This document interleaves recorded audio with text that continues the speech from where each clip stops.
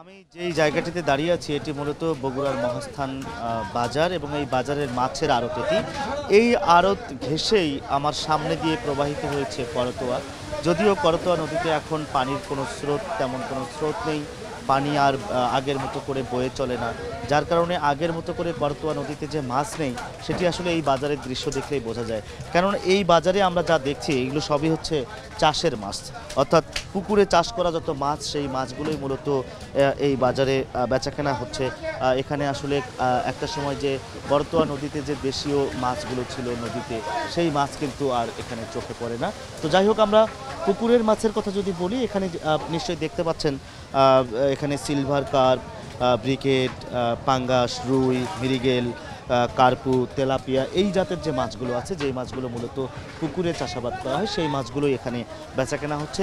প্রতিদিনই এখানে সকালবেলা ভোর থেকে আপনার মাছ নিয়ে আসেন বিভিন্ন এলাকার পুকুরে যারা মাছ চাষ করেন তারা। তারপর এখানে পাইকারিভাবে এই আড়তগুলোতে মাছের ডাক হয়, সেই ডাক হওয়ার পরে বিভিন্ন হাটে বাজারে এগুলো বিক্রি হয়। তারপর সেখান থেকে খুচরা বাজার হয়ে ভোক্তাদের পাতে এই মাছ উঠে যায়। আমরা আজকে দেখছি যে সকাল থেকে শত শত বিভিন্ন যানবাহনে ভরে মাছ এসেছে মহাস্থান বাজারে। আপনাকে যদি একটু দামটা বলি, আজকে মূলত সিলভার কার্প এবং ব্রিগেড বিক্রি হচ্ছে 140 টাকা থেকে 200 টাকা পর্যন্ত প্রতি কেজি। এটি আসলে মূলত আকারের উপরে নির্ভর করে দামটা। আর পাঙ্গাসের কথা যদি বলি, সেটিও 110 টাকা থেকে 130 টাকা প্রতি কেজিতে বিক্রি হচ্ছে। রুই মাছ পাওয়া যাচ্ছে আজকে 200 থেকে 300 টাকায়।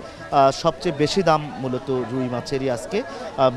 মৃগেল বিক্রি হচ্ছে 160 থেকে 200 টাকা এবং কার্পু 150 থেকে 220, তেলাপিয়া 130 থেকে 170। এইরকম দামে কিন্তু আজকে এখানে মাছ বেচা কেনা হচ্ছে। তবে ব্যবসায়ীরা যেটি বলছেন যে আজকে বাজার কিছুটা কম, কারণ হচ্ছে অন্যান্য দিনের তুলনায় আজকে মাছের সরবরাহ অনেক বেশি, তো আমদানি বেশি হওয়ার কারণে দাম কিছুটা কমেছে বলে ব্যবসায়ীরা আমাদেরকে বলেছেন। এই ছিল এখন পর্যন্ত আমার কাছে বগুড়ার মহাস্থান মাছের পাইকারি আড়ত থেকে মাছ কেনা বেচার সবশেষ।